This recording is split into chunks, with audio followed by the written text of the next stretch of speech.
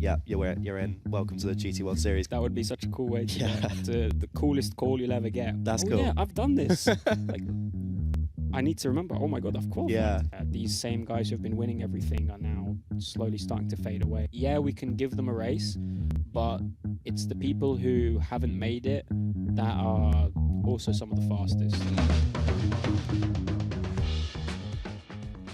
Ladies and gentlemen, welcome back to the Legion login. Hope you're all doing well. My name is Freddie. I'm Content Manager here at Legion Esports, and it's my pleasure today to introduce to you our guest, Mohamed Buhdeima. How are you doing, my friend? I'm good. How are you? I'm doing good, thank you. Very good. For people who don't know who you are, what do you do?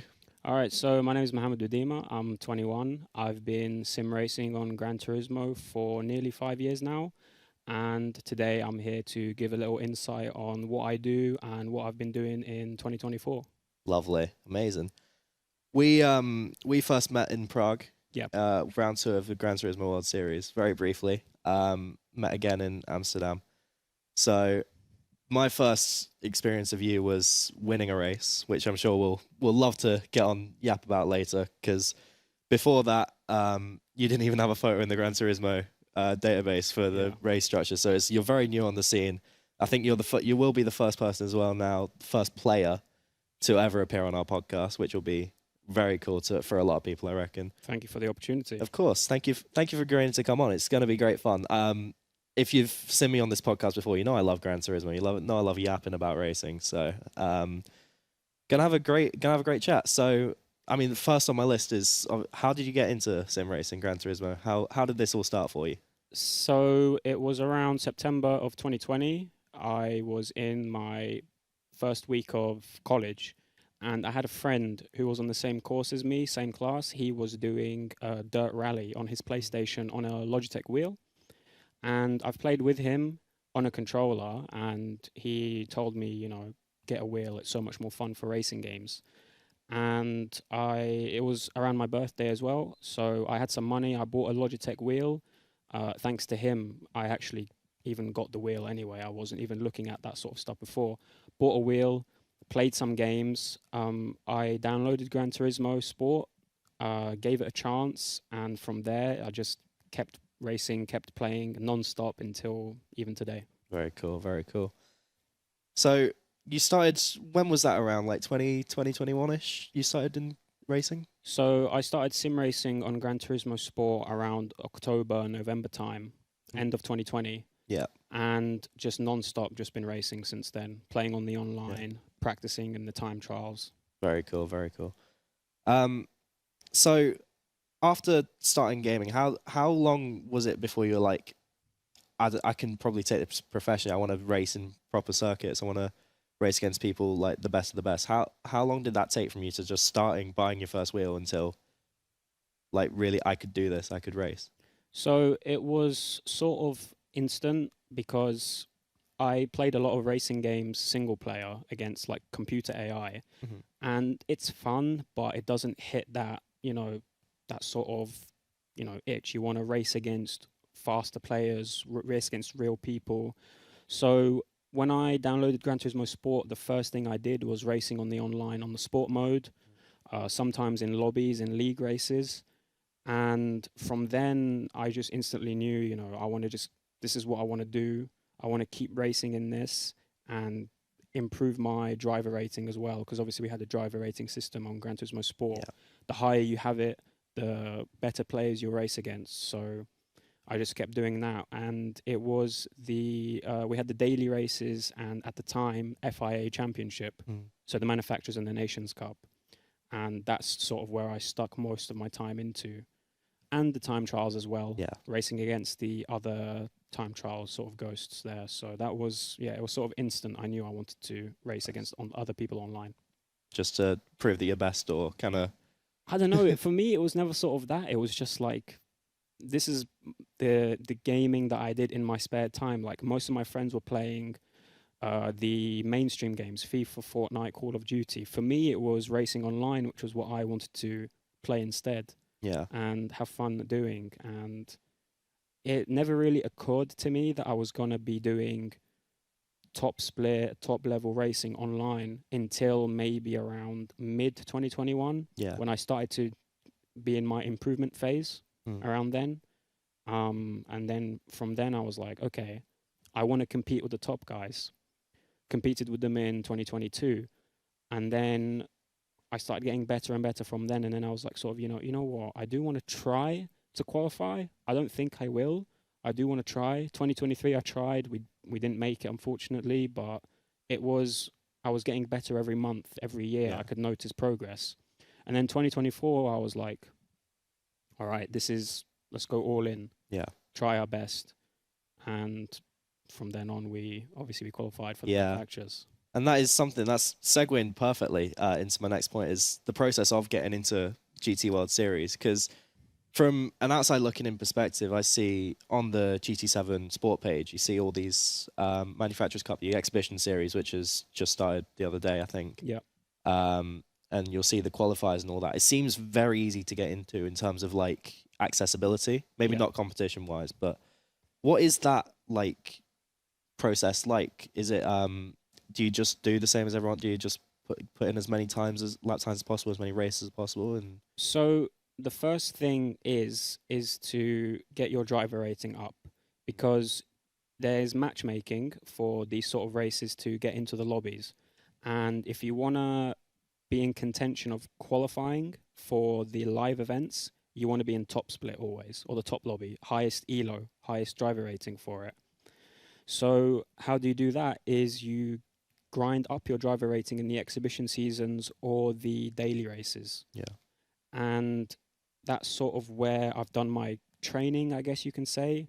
I practice in the daily races and in the lobbies in my spare time to practice combination, and then go on to the daily races to grind my driver rating. And, you race against other people who are also going to be fast.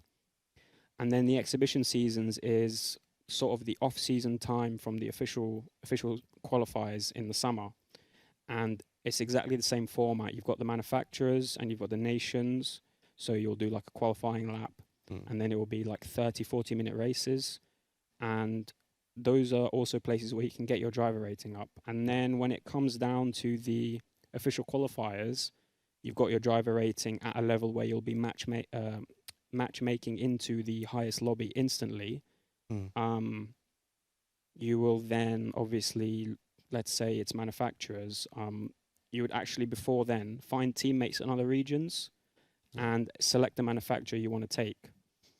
And it's going to be, there's a lot that goes into it, but after you do it for a while, you get used to it. It's you're going to be competing against other people, other manufacturers, and then also people who have taken the same manufacturer as you.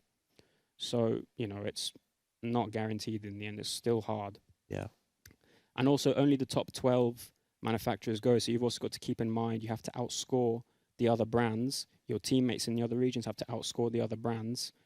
And you have to make sure you're getting the most out of your car at any combo. Yeah.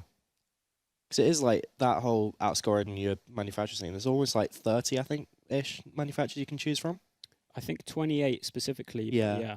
It's because it's like there's so many and there's so many different cars and all that, and then it's only 12 that go times by 3, 36. Tough. It's tough, yeah.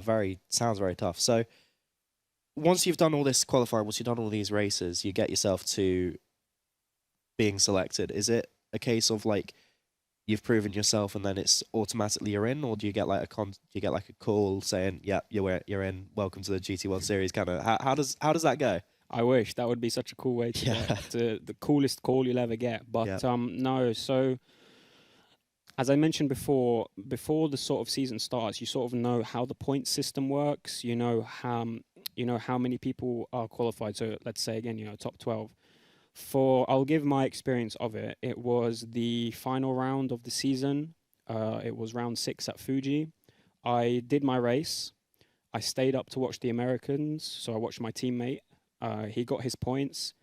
At the moment, once he crossed the finish line and scored the points, we knew we were in. And then we obviously checked the website the next day. We finished 9th in the world in the manufacturers. So we outscored 3 other manufacturers. And we knew we were in. from then on instantly because we scored the points we needed. We did all the calculations from then. And then after maybe a few weeks, maybe a month, you'll get an email for the account that's obviously with your PlayStation profile. You'll get an email, congratulations on qualifying. And then you'll get a form to fill in, like sort of like a survey kind of thing. Yeah. And then you send the email the form back to them.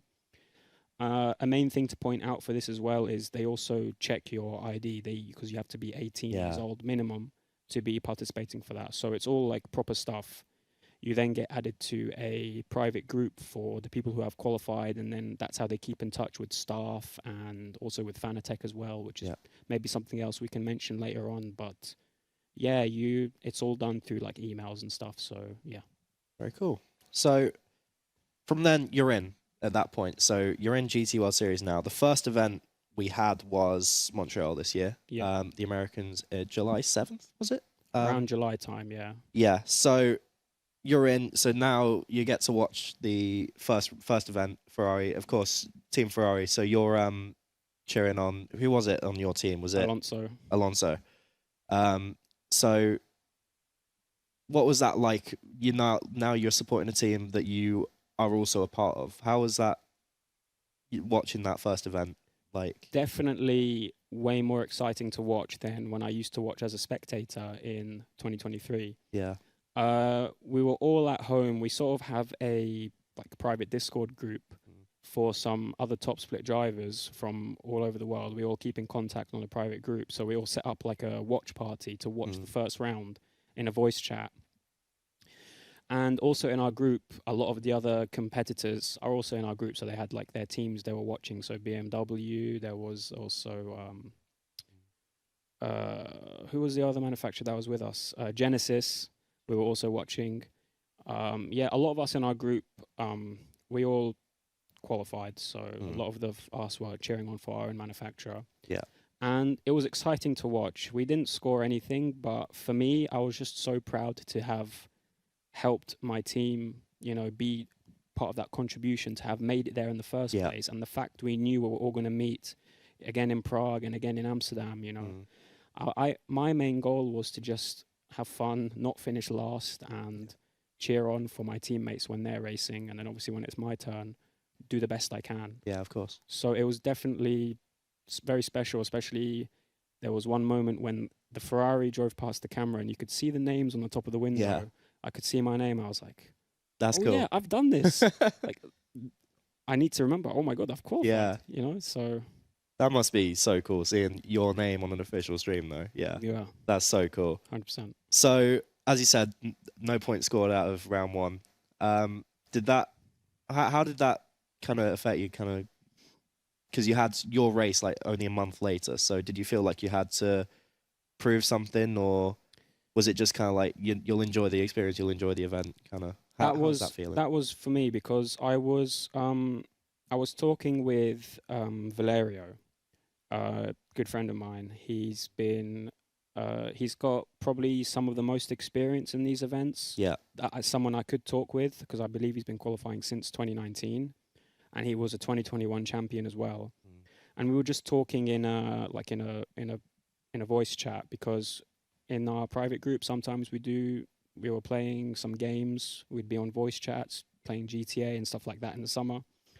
And I was just like, I don't know what to expect. I'm just scared. I don't want to crash. I don't want to finish last. I don't want to make myself look dumb. And he was just like, don't worry about it. Just be cool. Enjoy the time. It's your first event. Don't put too much expectations. So honestly, when I was going into Prague, I was like, okay, I know I've got a good car. So let's try not to finish last. If I score even 1 point, it's good enough for me. Yeah. And the thing for me was not to put too much pressure, not too much high expectations, because obviously if it goes wrong, it'll be too much mental blaming yourself. So sort of just, first year, first event, people are not going to expect much anyway. So just take it easy and enjoy it. Yeah, of course. That sounds like good advice, though. Yeah. 100%. Keep yourself calm and collected. So let's move on to Prague, shall we?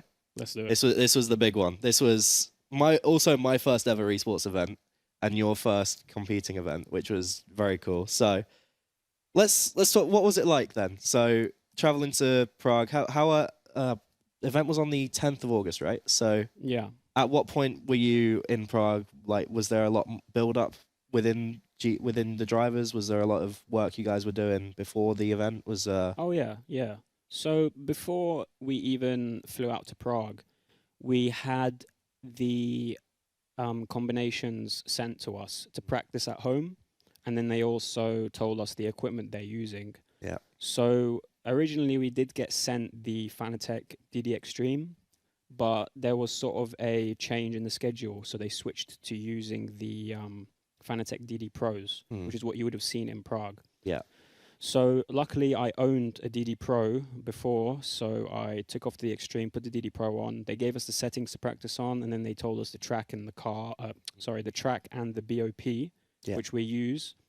And sort of, they didn't tell us the fuel and the tires, and they didn't tell us the weather. So we had to practice literally every combination we could think of: dry, rain, high tires, low tires, high fuel, low fuel. Yeah. So I was practicing actually a lot with Thomas Labutali from Team BMW, someone who I have been, good friends with since 2021. He sort of introduced me to everyone in the scene for Gran Turismo. So I was practicing with him and a little bit with Palura from Team Mazda as well. We all practiced together. And from then, we just kept doing some practicing for about 1 or 2 weeks. Yeah. And then around the day before the event, I just took it break and I was like, okay, let's take it easy. Let's enjoy the holiday. And when it comes down to the race, put in what I've practiced. So we arrived on the 8th. Yeah. We did some stuff on that day. On the 9th, we had sort of a day dedicated to going around the city, doing some activities with the drivers and some filming. And then obviously, the 10th, it came down to the race. And then from then, we can go into that one. Yeah. After. But yeah, that's sort of kind of the build up. There was the practicing at home, flew us out, did some stuff. And then, race day. Sounds good, yeah, because I mean, Prague's a beautiful city. Amazing. I've only ever been there the one time, but Same. I went with my dad. He loves what's the Mozart movie Requiem or whatever, and that was all filmed there. So he loved that day of him going around the city, and I loved the day of Gran Turismo. It was great, but it's a great city to do it in. So yeah. But yeah, let's get on to this race, shall we? So 28 laps of Red Bull Ring. Yeah. You had the qualifying beforehand. You finished pole. Was that a surprise? Were you proud of that? Was that So before all this, actually, there was one last thing. We had the driver's briefing where they revealed everything to us. So the weather and how the race would be, how the qualifying would be. Yeah. Once in the driver's briefing, they announced that it was raining. All the drivers looked at me and I was like, oh boy, I knew I had no excuse because the Ferrari and same for the Porsche and the Honda and all that sort of stuff. Yeah. These were all the best cars in the rain. And there was a time trial before, which was Red Bull Ring in the rain. Yeah. And the car that was topping the leaderboard was the Ferrari, which it wasn't using the same BOP, but the main thing was that car is suited for rain regardless. So yeah, they all looked at me and I was like, oh, damn it. Now the pressure's on. That is pressure. So yeah, and we came into the qualifiers and I was just like, I was praying. I was like, please let me just get a lap in. I don't want to invalidate. I don't want to spin out or crash.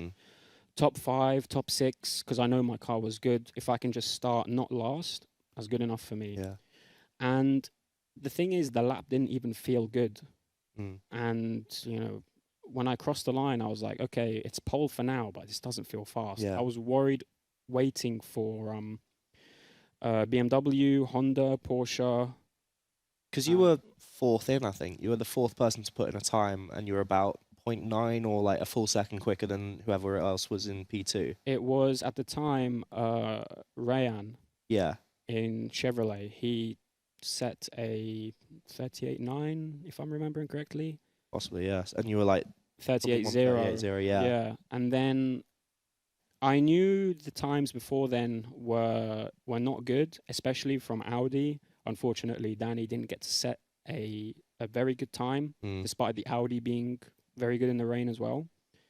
So I did my lap, and I was just watching everyone after. I was like, okay, wait, maybe I could start at the front, top 2, top 3, somehow pole. I'm surprised Benjamin Henske from Team Porsche didn't Yeah. actually beat the time, because he was flying in practice. I think he ended up being 0.25 something. 2.5, 3 tenths behind me, roughly around there. which is still a lot. But yeah, wow, I was like, okay, I've got pole. So if it goes wrong in the race, whatever, I've got P1 and something. Yeah, because I think it was you, then Benjamin Hense, then Daniel Fenton. I think top 3, not seen either of you ever before at an event. First time. So that was that quite a surprise for you, like seeing 3, including yourself? I guess for us as well as an audience, it was quite surprising for you. But we've seen Koke Lopez. Who else was racing? Paul Euro, I believe.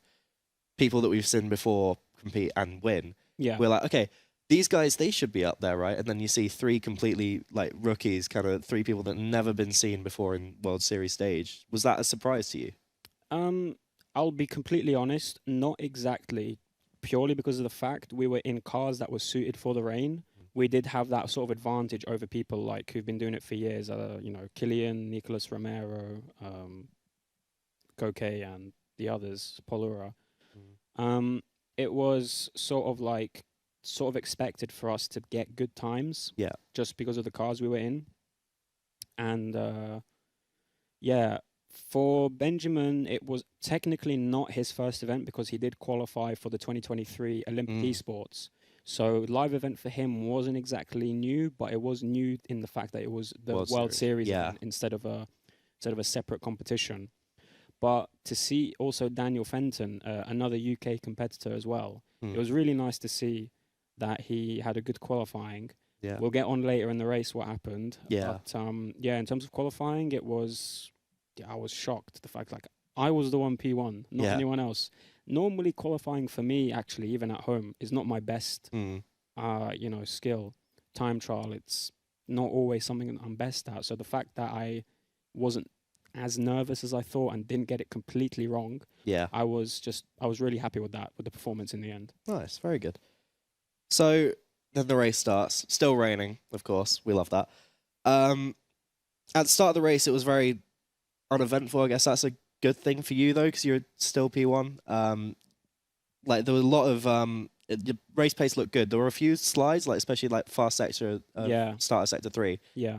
Was that, how were you feeling with the car? Was it feeling good? Were you feeling like you had more you could do?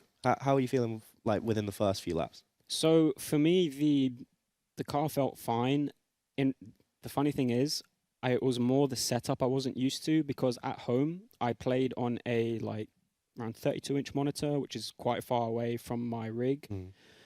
And then in these live events, we were sat up close to 40-inch TVs that gives a completely different sense of speed, and it was completely different. So for me, I was just trying to get used to the TV and the wheel and all the sort of peripherals for it, because it's completely different to what I use at home. That was something I struggled with even in Amsterdam. Yeah.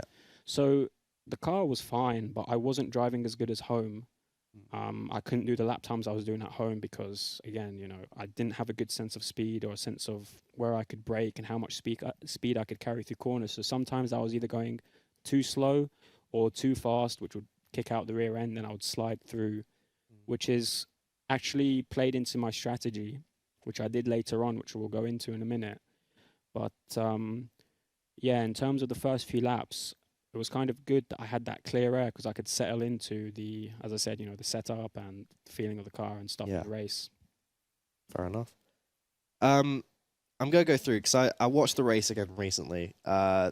Up until like lap 10ish, like Henze was really close on you. Was that a lot of pressure from you? Did you feel like you defended against him well, or do you feel like he was pressuring you? For me, it was, the pressure was of course there, because every lap I was looking at the track map and the time delta on the left side of the screen, and I could see we were pulling away from everyone else, and we were building a super, super, super big gap, which was really good, because when it dried out, our car wasn't very fast. So if I did lose time, I'm at least not going to get swallowed up by everyone, and I'm going to still keep at least the top 2. Yeah. So for Hensuke to be in slipstream range, gaining, losing time, it wasn't too much of a problem for me because, as I said, I don't want to result in a crash. If he goes for any sort of send, I'm honestly not going to fight it. I'm going to leave it until the end. Mm. But luckily, he didn't overtake me before the pit window opened. So that was it's a tough one because as much as I want to say there was pressure of him following me for the whole thing, I was more concerned about everyone else catching up because we were pulling away such a nice gap, Yeah. which I wanted to keep. So if he was going to, go for a move or work with me, I wasn't against any of those ideas. Yeah. Fair enough. Then lap 19. This is when the pit window started opening. Matteo Estevez went in the lap before you. Then you went in on lap 19 and you pitted for inters. This was as the track was just starting to dry up, not super dry yet. After the pit, you emerged 4th behind Rayon Darouche. Yeah. So that pit time, at what point were you like, okay, this is now the point where we need to start pitting? So Matteo Estevez is a teammate of mine on Prima Esports. So after practice, I talked with him about what strategy we were both going to do because we both had similar cars in terms of they're very good in the wet, but not very good in the dry. And he told me he's gonna go in for inters, and I was thinking on the same thing. So once I saw he came in, I was like, right, let's try it. Let's go for the inters. The reason I went for the inters was because, yes, the track was going to dry out, but it was so narrow that one tiny mistake, slightly wide, slightly narrow, you're on the dry tires, you're going to catch the water and you're gone. It's unsavable. And because I wasn't comfortable with the whole setup, I wasn't able to be comfortable and solid with the car. I was like, I'd rather play it safe, take the intermediates, because the intermediates were faster for a bit just before it fully dried out. Yeah. So I was like, if I, make any mistakes, run wide, catch water, I'm at least not going to be out of the race completely. Yeah. I'd rather lose the time from the inters rather than losing the race completely. I wasn't willing to take that risk. So once I saw Matteo pit, I was like, okay, I'm going to pit the next lap. Yeah. And funnily enough, that's literally the only reason I pitted on that lap. Had he not pitted, I probably would have waited until lap 20, or I don't know when I would have. Yeah. Yeah. Fair enough. Sort of talked out with him before, so. Yeah. And then, I mean, it did give you, because you were, at that point, I think 1 of 3 on inters by that point. So everyone else was still on wets. It gave you some space to catch up and some battling to do. Lap later, of course, mentioned before, you emerged behind Rayon Darouche. You had quite the battle with him from like turn 2, turn 3. Yeah. Until finally overtaking him. What was it? Start of sector 3? Yes. That was what was one of your biggest battle points, I'd say, of the race, was it? Because it was like that was when you started to make your charge back towards first. So, Ryan has been doing these competitions since 2018, 2019. He was a 2019 champion, so he's been there for it all, and he's got probably one of the most experience alongside the others on the grid. So when he saw me catching up after I've done my pit and he was still on the wet tires, it was more so of, it wasn't even a battle. It's the best thing to do is to let the other person go. Yeah. Because it's almost like a blue flag. It wasn't obviously a blue flag, but it's like their race is not with you. Yeah. So he knew to sort of like just, give it up. It wasn't really worth battling. Saves him time, saves me time. Right. So that was probably the closest to a battle, but it wasn't really a battle because obviously after, I was like, thank you so much for letting me go. And he was like, yeah, it was your race, not me to get involved. Fair enough. He's had his sort of winning moments, I think. Yeah, I mean, he's also a really nice guy as well. So thankfully he didn't bow me. He had the choice to, but he knew not to. He knew it was probably best not to. So I'm thankful for him to let me go there. And then next big thing I saw was Nico Romero went into softs in lap 21. He's 40 seconds behind you at this point. But did that strike a thought? It was like, only 2 laps later are people now going to the slicks? Is that a thought of, they're going to catch up? Yeah. Did it get in your head, or was it? Not really. It was more that I knew that those guys who are going on the slicks, they were probably going to be fighting for third, probably not second, because obviously Hengske was with me. Mm. But he did stay out a while longer than everyone else, which was interesting. Yeah. For me, it was sort of just like run my own race now. You know, I've got the clear air. I'm on the intermediates. Let's try not to melt the tires, and let's try not to make too many mistakes that lose you time. Yeah. Everyone else going on to the slicks or the intermediates, I honestly couldn't tell you. I knew they were so far behind, not enough to catch me. So I was just like, let's keep it safe. Worst case scenario, a P2. Yeah. Because Hensuke was actually the only person I was racing at that point, because they've all lost so much time from fighting at the beginning. A lot of people changing positions, a lot of penalties, a lot of fighting basically. So I knew that they were far away. They were not a problem. Definitely a couple of people with their elbows out as well. I saw. Yeah, 100%. Who was it? Was it Labutile? I think had his elbows out quite a lot of the race. Well, he had probably the fastest pace in the rain and the dry combined compared to most of us. Because I was practicing with him, and even in the rain at home, he was absolutely flying. If he was any higher in the qualifying, I honestly think he would have won. Especially when it came to the drying phase, because that M6 with him driving it was insanely fast. Yeah. And then let's go on to this drying bit now, because now we're on lap 23. You move to P2. This is when Hensei pitted for Sauce with 5 laps remaining. I think he emerged with about, was it like 8 or 9 seconds from you? Was it, or was... I think a little bit more. I think maybe 10 or 11. Yeah, because he had because you were still on Inters as the track was basically on that, had that full dry line now. Dry line, yeah. Yeah. So by then you had 5 laps left. He had the soft tires. Was that at now the point where you're like, okay, really gotta make sure? Not exactly. I knew that if he didn't make any mistakes, he was on the faster strategy. In my mind, I knew he had to push a bit to catch up, because if he babied it, he would have only been doing a second a lap faster than me, which wasn't enough. Yeah. So if he wanted to really push it, he would have had to go at least 2 seconds a lap faster, maybe even 3. And I also knew if he made any mistake, he's going to catch water and he's going to be gone. Yeah. So I was sort of at ease. And then there was also the other thing was, if he actually did catch up to me any earlier, you know, where would he go? Because I would hold the dry line. He would have to overtake me on the water, which was sort of risky, because if he did go off and collect me, that's my race done and his. But if he did do anything, he would obviously get a penalty for it, and I would get back the position that I deserved.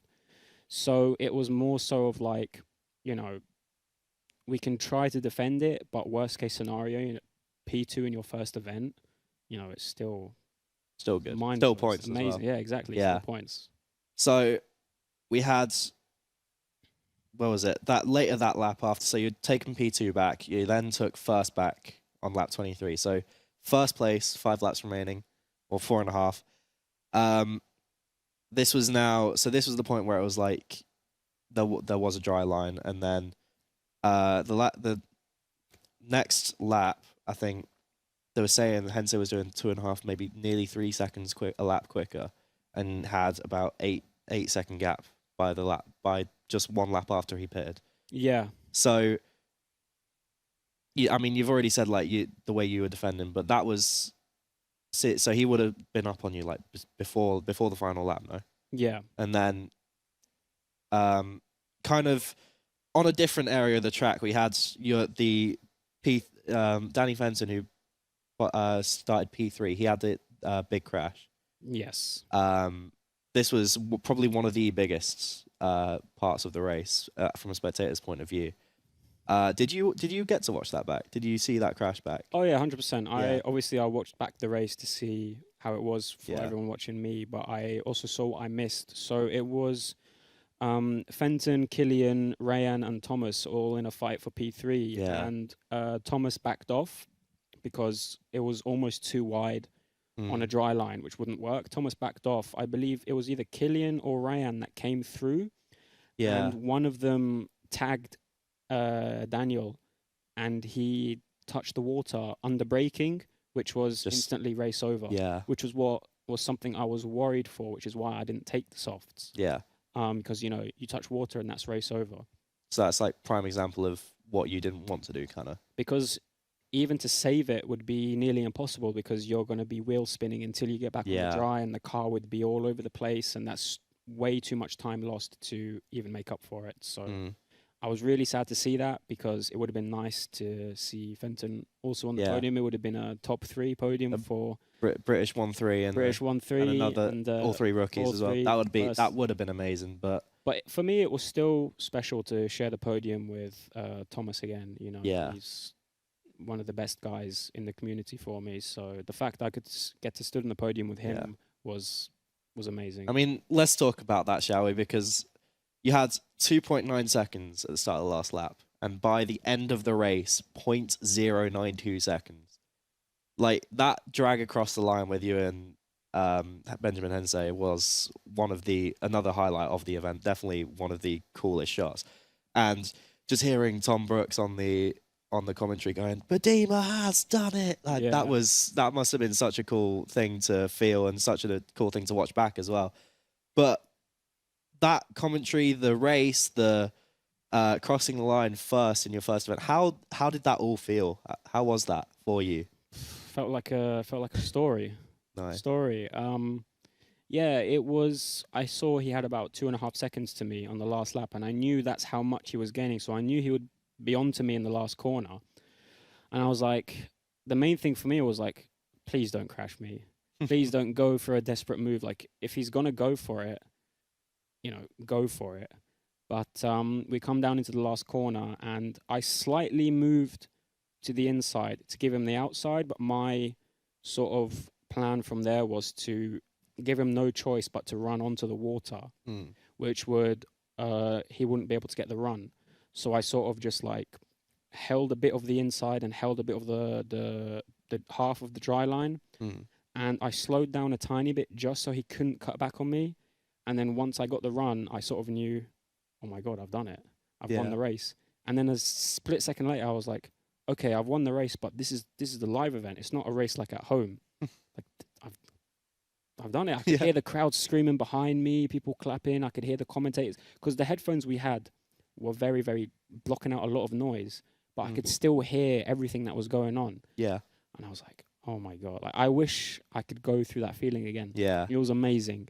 It was amazing. And to do it on the first event was wow. Yeah. I mean, like we said before, I mean, you didn't even have a picture in the GT World Series page before the event, and then you come out like no expectations, and you just win. It's amazing. I did actually. It's a good point you make with the headphones. It's like just being a spectator in it. It did seem like the sound system, the sound that they had, especially because it's all like proper engines and all the commentary, and it sounds like deafening almost. Like it's so loud. It's like I'm surprised headphones could even block out that much noise. But yeah, it was. Everyone was. I'm surprised. Yeah, I don't know what they were using, but whatever it was good to block out the sound. Yeah. We were all locked in. For me, it just felt like it would be a lie to say it felt like a race I was doing at home. I knew it was something different, but after a few laps, I settled in. I was like, it's just like a normal race. Yeah, you're doing at home. Obviously, the main thing was I didn't have so much as like pressure from people watching, pressure from a live event. It was more so like the pressure from practicing and having to display the results from your practice, just like if you were doing it at home. So, yeah, once I put the headphones on and all the sound was blocked out, I was like, all right, it's just another day in the office almost. Nice. Good. And then you had your trophy presentation. You have brought it with you. Welcome to Show and Tell on the Legion login.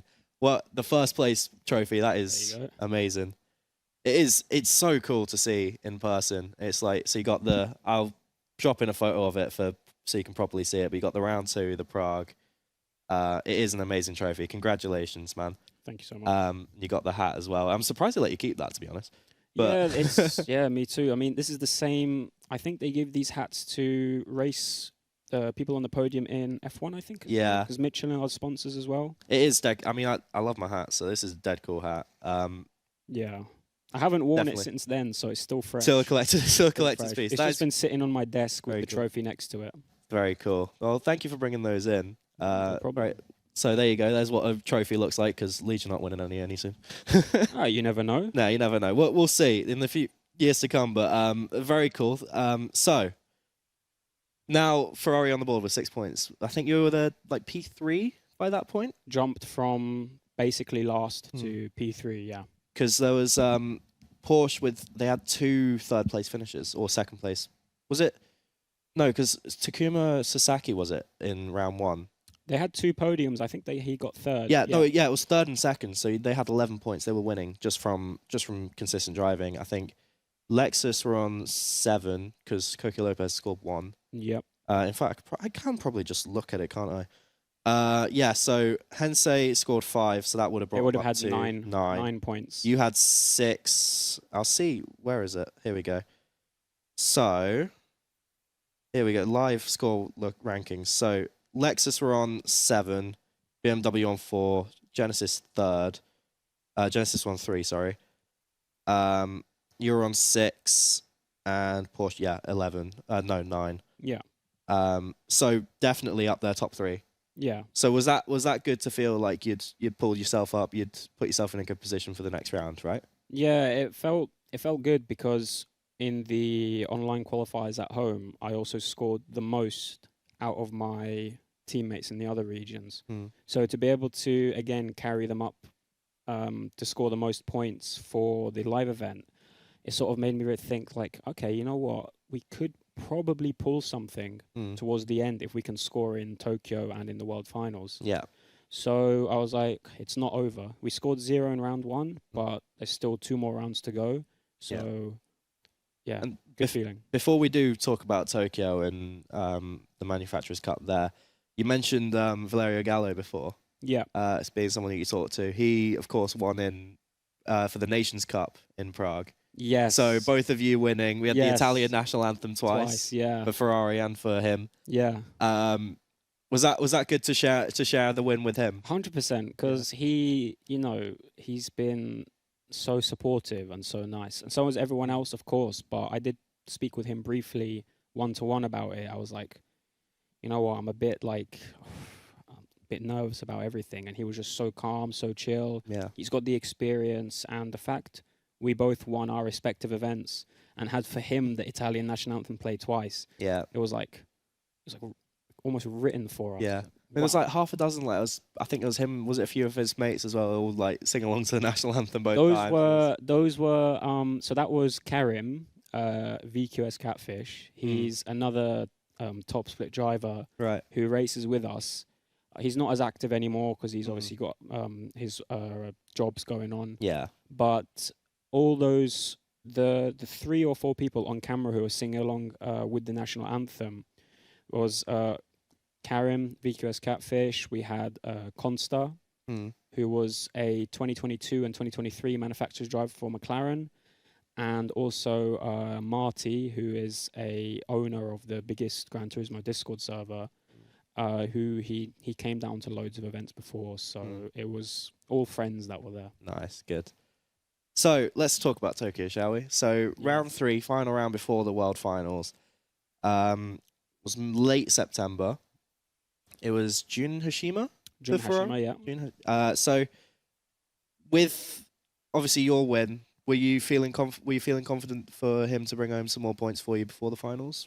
I was confident he could score because I was helping him with some practice for Bathurst, and he had very, very good pace. The problem was the consistency. Not his fault. It was just because of the car. Yeah. The downhill section there's a lot of weight transfer with the cars, and because the Ferrari is obviously mid-engine, there was gonna be so much weight transfer, so it could get very loose very easily. And throughout the race, as the tires were wearing down, it was just getting more and more snappy. Yeah. So he had to be quite careful with the downhill bits, and that was costing us a lot of time. So it was quite tough to keep up with the front engine cars. Yeah. Lexus and BMW were the fastest around Bathurst, always have been. So it was no surprise for them to lock out the podium in that race. So yeah, it was. I think we could have still scored maybe in P6 or P5, but so could everyone else. Yeah. It was more of who could do it in the situation when it mattered. Cool. And then let's go now. So 3 rounds complete. Junashima in 11th, so it was just the 6 points for you guys. Yeah. You then had, what was it, 2.5 months until Amsterdam. Was it just like days in the office practicing as much as possible, or was it you balancing? What were you trying to balance with that? Was it just because you are in uni, right? So Yeah.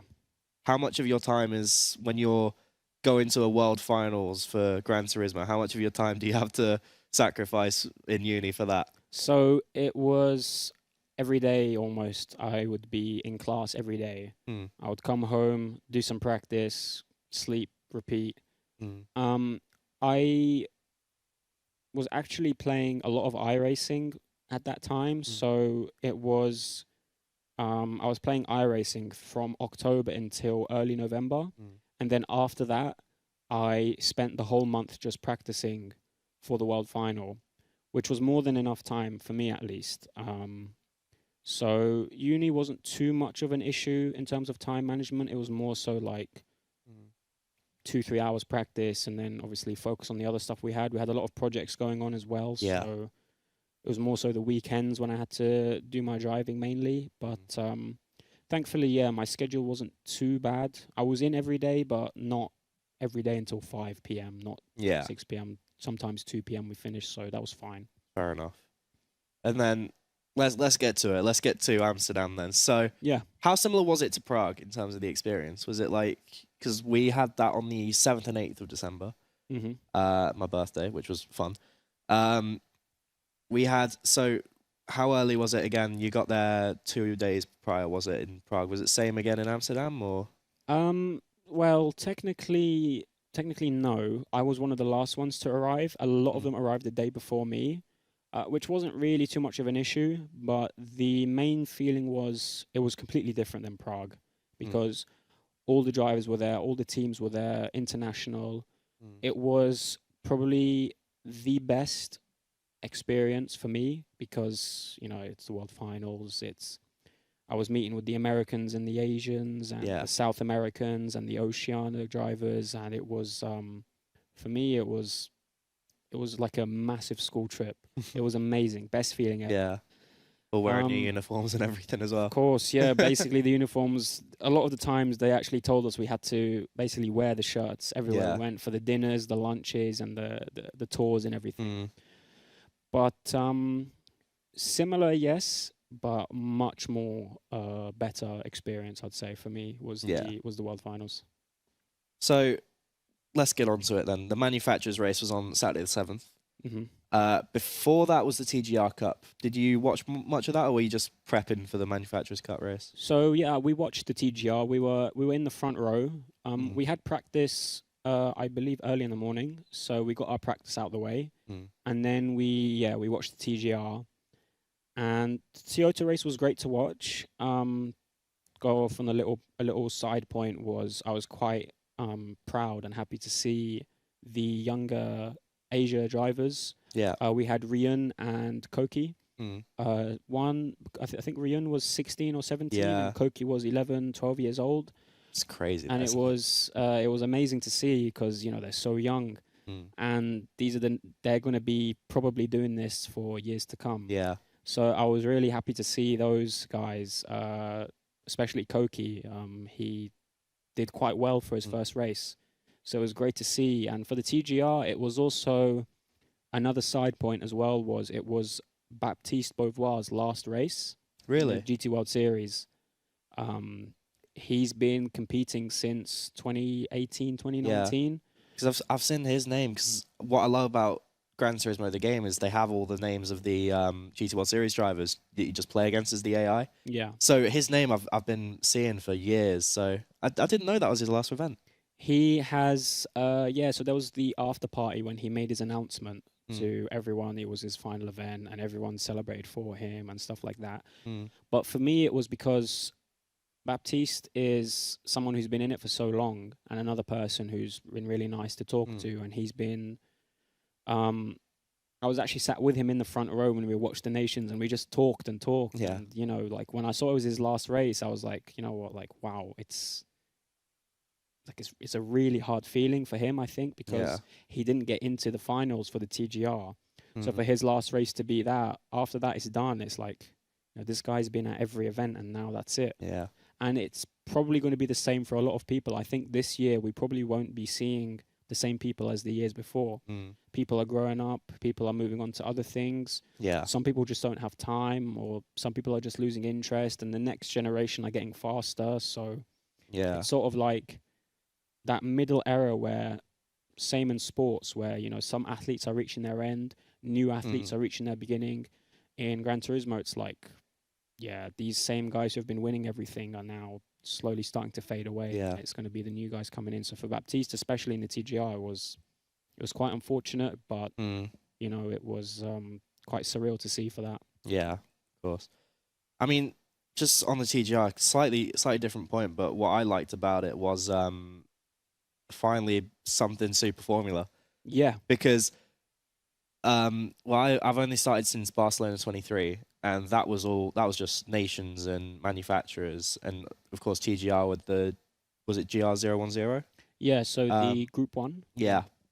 But it's like they've got the Formula cars, they've now got the F3500, which they've just added like last week. Yeah.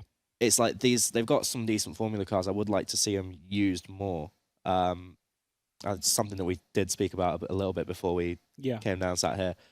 But it was cool to see like the Super Formula cars finally being used on the stage. So hopefully we'll see that a bit more this year. Yeah. But then let's get on to the Manufacturers Cup. Driver's briefing beforehand. So you found out Spa, 20 laps. Yeah. And what were do you remember the tyre and the fuel rate? By any, off the top of your head? I think ×2 for tires and ×1 for fuel. Fuel was not an issue. Yeah. I think it was ×2 or ×3 for tires. Yeah. So even that was not an issue. And then starting dry as well. Do they? That's actually a point I have. So, of course, they told you in Prague that it was going to be rain because it started to rain. But with Spa, it started dry. It then went wet, and then dried up a little bit, didn't it? I don't know if I can. I don't know if I can say, but I'll say it anyway. During the practice sessions, they run the race exactly how it's going to be broadcasted. Right. So in Prague, we practiced exactly the same. It started rain and then ended dry after 28 laps.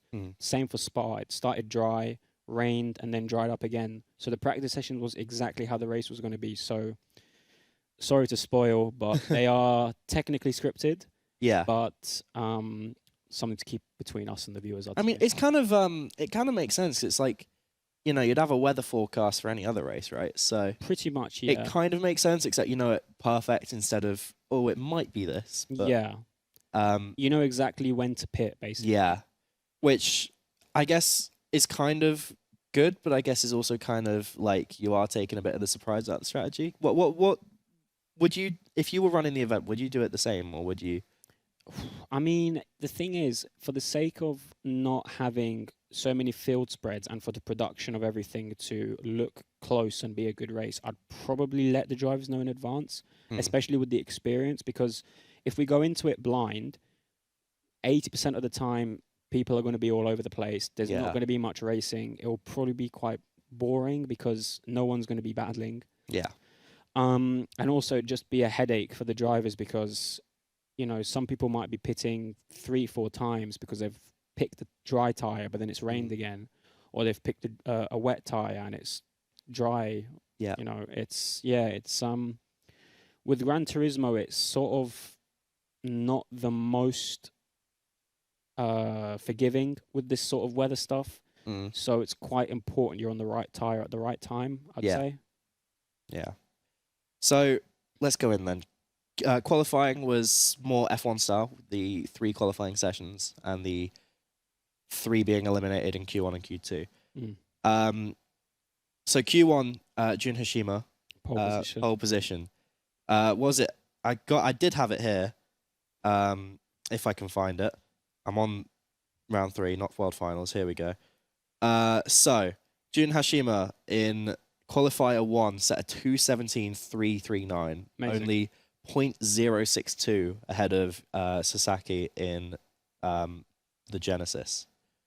Was that when you saw that? Were you happy? Were you like Extremely. Yeah. I was proud of him because he was so unlucky in the online qualifiers at home, and in Tokyo he didn't get to prove much of his pace, despite Yeah. it being probably one of the fastest there. Mm. So the fact he could at least prove to everyone else on here that he is fast. Yeah. I was very happy and proud. I was also quite surprised because I did not expect the car to be that good enough to get pole position. Mm.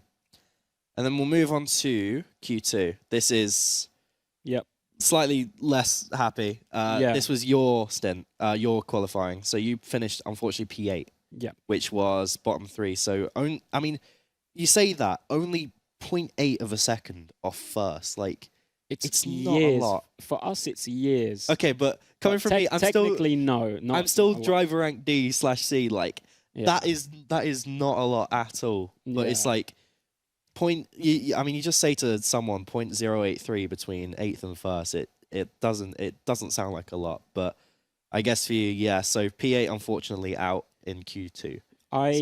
I just couldn't get comfortable with the setup and the feeling of the car on the mediums. It was just the lap times I was doing at home were much faster than this, like at least enough for top 3. But I didn't expect much, and to be honest, the fact that we got past Q1 was the main thing for me. Good, yeah. And then Q3 was just the top 6 now. So Honda and Valerio Gallo qualified pole. And then you got Saya Suzuki, Takuma Sasaki, BMW and Porsche, and then Lexus, Toyota, and Subaru completing the top 6. So going into it, you're in starting P8. Who was it? Was it same quali order that you were running in the race, right? So, in the race, it was a choice of who could start. Yeah. But yeah, I didn't think of it that way. It actually was the quali order we had to do it. So it was Jun, me, and Alonso. Yeah. I'll jump back to the notes here. So, yeah, so Jun starting the race. I think it was a very, other than the P1 battle between BMW and Lexus, and then later on in the race, which we'll get to, it didn't seem like there were a lot of movements between a lot of people, maybe the odd one here and there. But between Hashima starting and lap 7 for the pits, I just have nothing on my notes. So we'll run from here. So Hashima came in on lap 7. Yeah. This is when the track started to get wet, and you came out of the pits on intermediate tires and into P9. Ended up being the wrong choice, but I basically got on the radio and said to Jun, pit end of lap 6, take the intermediate tires. He came in, selected the tires, I jumped in, and immediately I knew, okay, this was not the correct strategy, because the people who took the wet tires built so much of a gap. By the time the inters were faster, it just wasn't enough for us to do anything on it. Because it did seem like, for at least the first half lap, it seemed like it was going to be a little bit competitive between the wets and the inters, and then it just got heavier, the rain, and it just got wetter the track. So it got heavy for a lap, but then it was dry for a while, and there was like sort of a thin dry line, which was where we expected the inters to be passing the wet tires. But the gap was so much, or we just couldn't get past, that it was like, okay, right, this probably wasn't the... Yeah, but there was a point where it was like, there was 6 and 6, the top 6 were all wets, the bottom 6 were all inters. So you could ended up being the better choice in the end, because by the time there was a dry line, everyone was pitting anyway. Yeah. And the inters were useful for maybe 1 lap, 2 laps, if anything. Yeah. And we lost so much time when it was torrential rain that it was just like, okay, let's just try and salvage what we can. Hopefully they make mistakes, which we'll probably get onto later on. But I also feel like I didn't do a good enough stint. Wasn't really pushing the car as much as I could. Just purely worried of making a mistake. So, yeah, fair enough. Was that actually that is a thought I do have. Obviously at that event, all 3 of your drivers are there, so it's less the whole race is on your back, but just your stint. But does that almost work the other way as well, where it's like you feel like you have to perform to the best because you have your two drivers right next to you. Is that a thought that you had, or is that something that maybe was a thing that like you got in your head, or is Yeah, it?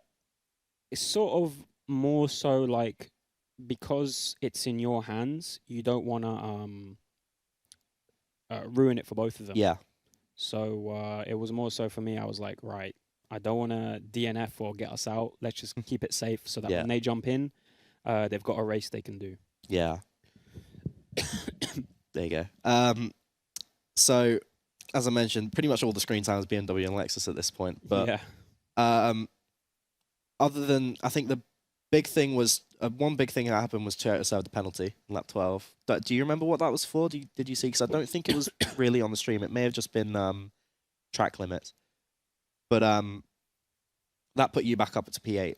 Yeah. So, and then I think next lap was lap 13. Did end up dropping a couple more place. It did seem like Mazda was a bit on your ass up until that point as well. So what happened there in lap 13? Sorry. Yeah. Just before you say that, we are both recovering from illness. Yeah. So apologies, viewers, but you'll live. Sorry. Yeah, Polora was on my ass for a few laps until he passed me. Lap 13, I believe I think I got a penalty at one point and ended up dropping. I don't remember too much exactly. I think it was a penalty because I ended up cutting the chicane, and it gave me, I think, a 1 second, which was too much. But Yeah. anyway, Especially because the what is it? The penalty line starts. It's that big, not straight. Yeah. Before the final sector. Yeah, I or can never just remember. after. I don't remember the name of it. It's like the long kind of straight left-hander Got kind the of. name as well. I know exactly what you mean. Because I've heard the name because was it Tom and Jimmy love talking about it. But it's there, so there's a lot of pace lost if you serve a penalty there. Yeah. Then all the pits happened. Emerged back up in P8 with Alonso. Alonso Regalado. There you go. Thank you. So emerged back up in P8. So back where you started. And this was your racing done, and this was all the pits done now. Yeah. So, did you felt like you did enough for him to keep you up in that position, or did you feel like you had more that you could have done? Definitely could have pushed a bit more. Took it way too safe because everyone else was also pushing. So I knew that the gaps we had was, unless they made mistakes, sort of just let's keep it safe for us. Yeah. Especially because, we're on dry tires now, on a dry line. Anything can happen. So sort of just, I mean, it is what it is. It's already happened. No point sulking over it. Let's just focus on Alonso's stint now and see what he can do. Yeah. Support him if he needs. Give him updates on what's happening to other people. And, from then on, just keep an eye on maybe someone up ahead has spun out. Yeah. Be careful in case they rejoin the track, or if there's a penalty up ahead, or if someone behind has a penalty, so that pressure's off. Yeah. Just sort of like, let's just try and finish the race. And then, so this race was 20 laps. Penultimate lap on lap 19.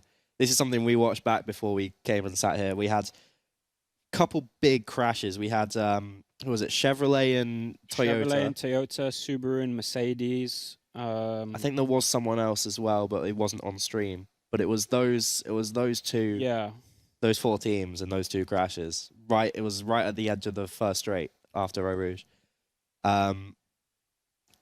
So that pushed you guys up to P7. Yeah. And then I think this was lap 19, lap 20, so it was the last lap and a half. Yeah. You were P7. And then ended up finishing P9, only 0.1 second off of Honda. So was there a penalty in that? Was it a... Because I think there was a little slide off the line at some point, wasn't there? Because there was in the final chicane, Mercedes and Honda went off, which put us up to P6 for a split moment. But then Mercedes rejoined the track completely perpendicular into us, knocked us off into the Astro. So then Mercedes got passed, Porsche got passed, and Honda got passed, putting us down back into P9. Damn. So we could have had a P6 finish, but unfortunately it did not Yeah. go that way. So was that just an unsafe rejoin by AMG then? Was it? Very unsafe, but it was not really worth protesting at all because Yeah. it's the final lap. We were not fighting for anything. It was more so of we knew we could have got P6, but nothing that really affected results like the top three. Yeah, fair enough. And let's talk about the top three then. So BMW and Lexus, as we mentioned plenty of times, stole all the screen time. They were up in BMW P1, Lexus P2. But because Lexus had such dominant run through rounds 1, 2, and 3, they ended up still winning the Manufacturers' Cup by 1 point. Yeah. And then Genesis coming in P3. Was that a surprise to you? Not really, Lexus winning? Lexus I knew would be easily on the podium purely because of the points they had in the showdown rounds before. BMW, I sort of knew that they were also going to score well. I just didn't know if they were going to get P1 or P2 or P3. Yeah. They have a good car, a good team. And obviously they scored in rounds 2 and 3, which was enough to put them in contention as well. Genesis getting third was not expected purely because of how low points they scored, but obviously because World Finals has, I believe, double points or more anyway. Anyone could grab that third spot. So for Genesis to get it, I was quite happy because obviously Nico Romero, a good friend of mine, and Dean Hell, also my teammate. Yeah. So I was happy to see them. And then, then you finished P9 total points as well as P9 in the race, only 1 point off of AMG. Yeah. So was that, like with the crash that you mentioned before and just the 1 point, was that a little bit salty or was it just like, it is what it is? Not really. For me, it was like, in the end, we didn't finish last, which was the main thing. Yeah. We finished the race. Again, it wasn't worth anything getting too fast over. We knew where we could have finished, but it's one of those could have, would have, should have. So, like, you can say anything you want, but the results are there. And so you just got to take it as it is. That's racing in the end. Anything can happen, you know what I mean? Whether it's someone's fault or not, crashes happen, incidents happen. You know, that's the whole point of racing. Things don't go. Things don't go to the script always. Of course, yeah. And then we've got on the Sunday, which was Nations Cup Day. Just before that, we had the Prime race, which you competed in. You had you and Super GT, which was fun to see. I've purely put this in because of the one quote, Super GT calling you the fastest British driver in the world right now. And then, do you agree with that? On Gran Turismo, no. No. The fastest British driver on Gran Turismo, no, I don't agree. Who do you think it is currently? It's hard to say because it would be combo dependent. I mean, at home we've got, in the UK we've got Maxim Glushko, we've got Jack Boulding, Matthew Williams, Daniel Fenton, who else? Will Murdoch. Yeah. You know, these sort of drivers are... Sorry, I think Will Murdoch, I'm not sure if he's retired yet or not. I think he is. So maybe he's not in the talks anymore. But me, in a straight line. I mean... it's... for me, it's entirely what the combination is. Because I'd say, to be honest, I wouldn't even put myself in... really? In that talks for the fastest in the world. Because, we can give them a race, but... it's the people who haven't made it that are also some of the fastest. You know, I mean, as an example, Giorgio Mangano from Italy did not qualify. He's been qualifying every year, and he's insanely fast and did not make it. Quintin Yahul from Belgium didn't make it. Consta from Greece didn't make it. You know, these sort of people are some of the best in the world, some of the best in their country, but they also did not make it. Yeah. I think for me... I want to say I can give those guys a good race, but outright best in the UK, I wouldn't put myself in. Really? Okay. That's interesting, that. 'Cause I mean, again, very very limited in how much I watch, but you are, from what I've seen, one of two on the World Series grid currently. It was just you and Danny Fenton. Me and Daniel, yeah. And have shown to be quite fast. I'm surprised you don't agree with that actually, but fair enough. But yeah, you did have this Prime race with Super GT. It was 12 laps of Red Bull Ring. Yeah. It was 5 laps minimum per driver. So you had him do 5 on the hard tyres and you do 7 on the mediums, right? Yeah. Um, let's just get straight to it, shall we? The lap 9. Lap 9, Lap yeah, 9. spin. Uh, Before that, all the practice, Steve was practicing for all the time we had. I jumped in, and as soon as I jumped in, production came and told us we had to go backstage. So I had maybe half a lap with the car, Yeah. and You're driving the Genesis as well, yeah. Genesis is something that I don't normally drive. Don't really like the car. Mm. And we were on, I think it was rig 1. Whoever was on that rig was clearly running like no force feedback because I could feel nothing.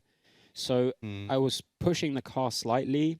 I couldn't feel it spin. And then half a second later, I saw myself facing backwards. I was like, great. Lovely. We've done it. It was funny though, because it was like because it was the way you spun. It was like you'd spun from the left side of the track to the right, and then you'd started reversing. And as you were reversing, you took out was it Rory Alexander's teammate? Randy. Yeah, Randall Hayward. Yeah. So at least took someone with you. That was not my plan at all. So as the car spun around, I tried to hold my brake and get it to turn. Yeah. And it was just carrying so much speed. By the time I tried to get the car out of the way, I unfortunately collected someone. Yeah. I literally ran up straight to Rory and Randy. I was like, I'm so sorry. I'm so sorry. And thankfully, Randy was cool. Rory was cool. So nice. No hard feelings over that. It was good fun. Was it good fun to appreciate? Not appreciate. Like, word is not that. Take part in. 100%. It's the experience in the end for me. I mean, I really wanted to do the Pro-Am, but I didn't know if I was selected or not. Yeah. So when I woke up on Saturday morning and saw that they put like a table of it, I was surprised to see my name there because I wasn't told about it until the weekend. So actually, how do that is a good point. Actually, how do they select the drivers for the Pro-Am? So on the group chat that we have on the Discord that they have all the drivers in, there's separate channels for what goes on the day. They'll send the timetable, the plans, what time they want people to group up and meet, and then they also had like a separate message for the Sunday plans, so Pro-Am, and then they had the names of the drivers and their teammates and the car you're in. So when I saw that, I was quite surprised to see, Mohamed Buhdeima, Super GT, Genesis. I was like, at least I'm doing the Pro-Am. Nice. So yeah. That's nice. It's good though. So let's also talk very quickly about Nations Cup because yes, this was the grand finals. I'm also want to talk about it from a obviously it was a great event. I'm a Takuma Miyazono fan. I think he's a great guy. yeah, he won the event, which I was dead happy with. But I'd like to talk about the structure of the event, because we had a little look at that before. It was, first of all, it was confusing because we were both having a look at the Hyundai, is it Ioniq 5? Ioniq, yeah. It's like, we were looking at, they did a qualifier with that, but wait, how did that actually affect it? I'm sure we're only flicking through, so we could probably watch through it and explain it, but other than that, there was the 5 different sectors of like the track experience, which I thought was very interesting. Yeah, first time we've had any sort of qualifying format using the license times. Yeah. First time I've seen them do it, and I was confused how they would calculate it. But then obviously as we went along in the live show, it started to make sense for me after that. So very cool to see. It was like seeing Lake Louise. I think they did a sector of Lake Louise as well, and Miyazono just drifting through that first time. Oh yeah, that's probably his strongest. I mean, in 2023 as well, we had the Lake Louise in the Toyota Repecharge race. Yeah, and he destroyed everyone in that easily. He was flying in the snow. That was the I don't know if you saw. I mean, you wouldn't need it because you already got yourself there. But they did a thing for a Michelin time trial where the fastest person in the world around, I think it was it was fastest person in Europe around Lake Louise in a Hyundai rally car. Yeah, I knew it was. That's the second time they've done that because in 2023 they did the Porsche 918 at Road Atlanta Michelin time trial, which got you a VIP in Barcelona, and then they did for 2024 the Genesis at Lake Louise. Michelin time trial, which gets you a VIP there. Same person won it twice. Really? From the UK. Corned beef pasties is PSN, but his name is Jacob Boquet. He's a professional, one of the best in the world on Forza. Mm. and he, yeah, it's amazing. He won the time trial in 2023 and 2024, Yeah. which was great. It was nice to see him again. Mm. Really cool guy. So yeah, that was Very a cool. separate occasion for the Gran Turismo events. Mm. Because that was cool as well. So, so we had those sector time trials, and then we had the road cars at Trial Mountain. Road cars Trial Mountain, and then the debut of the F3500A. Yeah. Which I know you said you hadn't driven yet. No. When you get a chance, give it a drive because it is something. Keep it in mind for sure. Yeah. But so there was those two. Finally seeing a new Formula car as well, and then I think Valerio Gallo won the first one, I believe. No, let's check, shall we? Yeah, the sprint race. Race 1 results. Yeah, so he won it by just 0.2 seconds over Jose Serrano. Yep. And then bloody hell, between Jose Serrano and Miyazono, second and third, there was a 2.4 second gap. Yeah. So pretty big gap there. I mean, I don't know what happened with Angelo Stroza and Guy Barbera, but no points. It's just the times, right? And then race 2, Jose Serrano won that one. That was the F3500 on Monza. At Monza, yeah. And Kylian Dumont only 0.14 behind. So those were the way they did those double points. So 12 points for the winner. So, and then that led into the big final race, which was it 7 laps of? 7 laps of Nürburgring Nordschleife. Was it? Yeah. In the X 2019. Yeah, the 24-hour layout. So they mandated all 3 tires as well, didn't they? Soft, medium, and hard. And that was a race definitely won by the tires and the fuel, because we saw, I think Miyazono said there was higher fuel rate than he expected. Mm-hmm. And we saw by the last turn, Kai de Bruin ran out of fuel. Fortunate. Which caused a massive mayhem. If you haven't seen the race, I highly recommend you go watch the race. That last turn was spectacular. Not in a good way.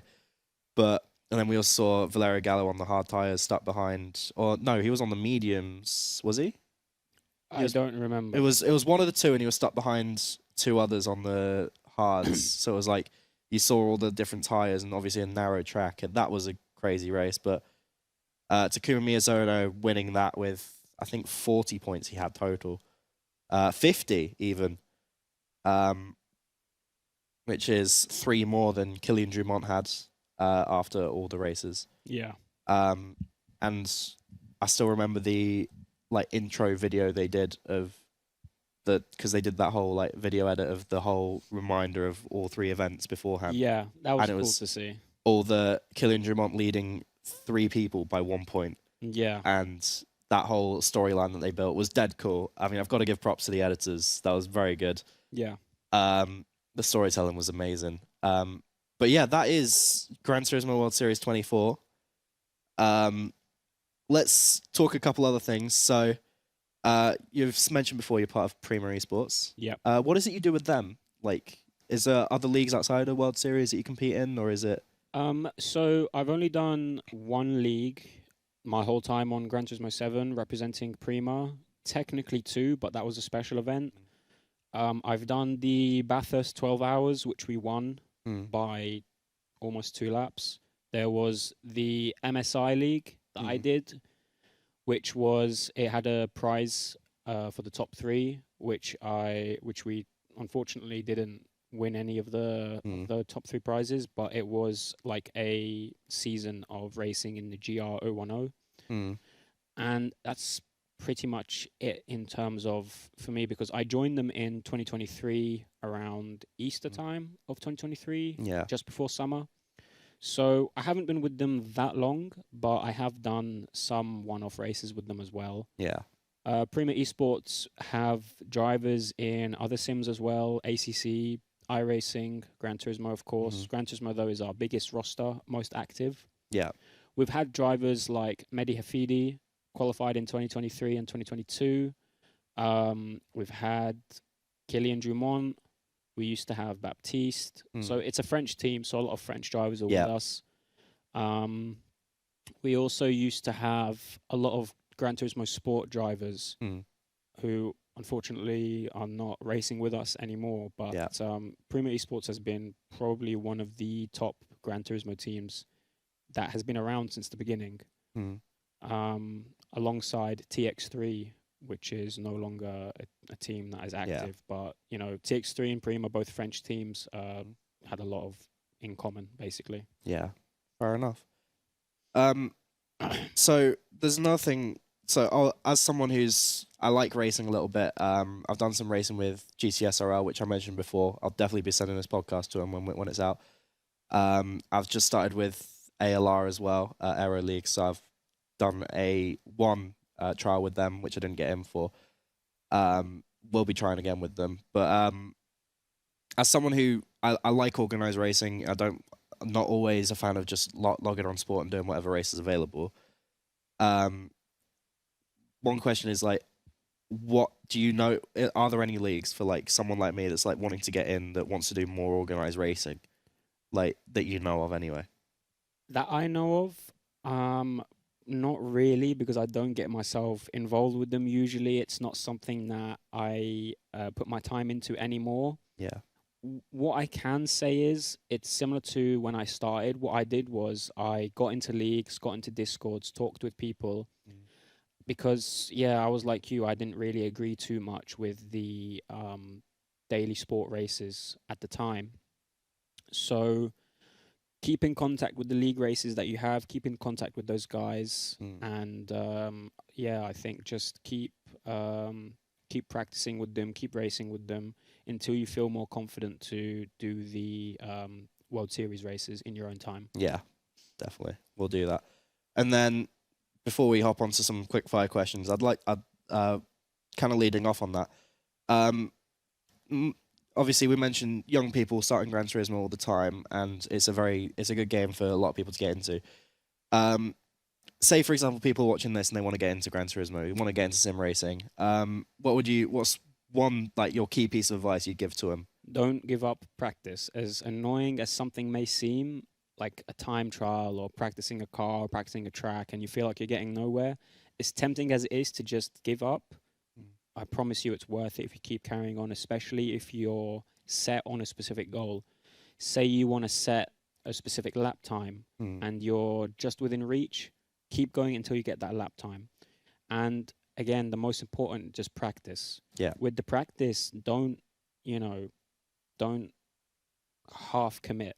When you practice, commit properly. Crash, spin out, find the limits, so you don't, be scared going into the real thing. When you're practicing a track, run wide, brake late, sort of these sort of tips. When you're practicing, make the practice worth it. Don't just lap around for a bit. Find the limits of the car, find the limits of the track, find what you can and can't do, and then apply that logic into everything. Whether you're perfecting a track, whether you're learning a track, perfecting a car, learning a car, keep going with those specific points. And as I said, full commitment, and don't half commit in these sort of things. Perfect. Right, let's hit you with some quick fire questions, shall we? Sure, let's go. Right, the standard petrol head question: what is dream car off the top of your head? 22B. The Subaru 22B. I don't think I know that one. So it's the 90s Impreza, early 2000s. Colin McRae used to race it in WRC. It was one of the first brands I fell in love with as a kid. I always loved the color blue. I loved watching rally racing when I was young, and Subaru was just a car I've always loved as a kid. And definitely a 22B would be my first dream car if I could ever get it. Fair enough. And then one other one, the bog standard. Expand on that. What's if you had a 3-car garage right now? Maybe something practical, something fun, and something in between. What's three cars you'd go for right now? I would go for, first of all, 22B, obviously, R32, and probably a McLaren MP4 12C as my third car.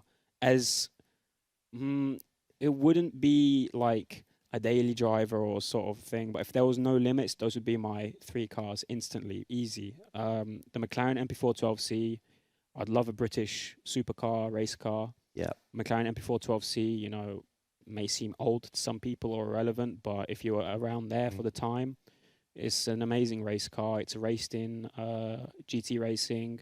It's raced in, I believe, a supercar championship before as well. First saw it on Top Gear. The R32 is always been my favorite Skyline and GTR.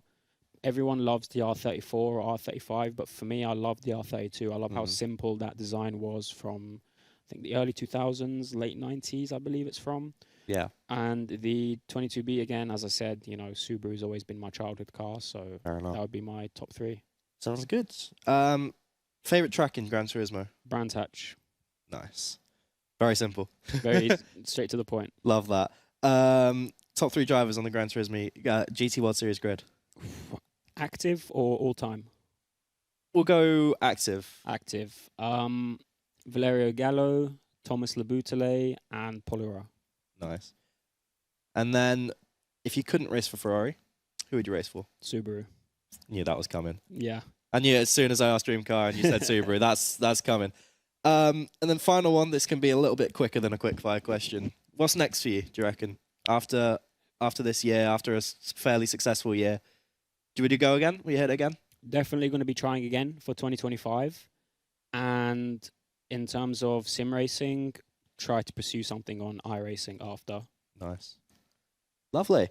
Right, we have reached the end of our podcast. So if you'd like to tell the people at home where they can find you online, anything you'd like to promote of yourself? Sure. So I'm on Twitter, Mohamed30 __, so 2 underscores at the end. I'm on YouTube as well, Prima _Mohamed.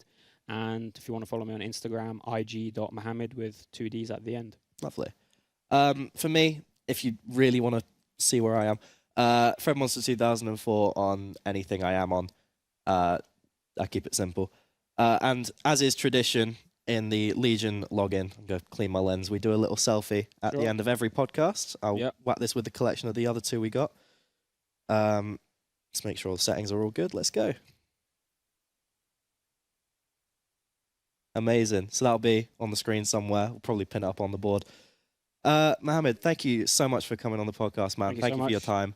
Appreciated this conversation. Hopefully, maybe next year, if you have another successful year, we'll come back and have another catch up, man. But thank you so much for coming on. Thank you guys for watching. We'll see you in the next episode. Goodbye.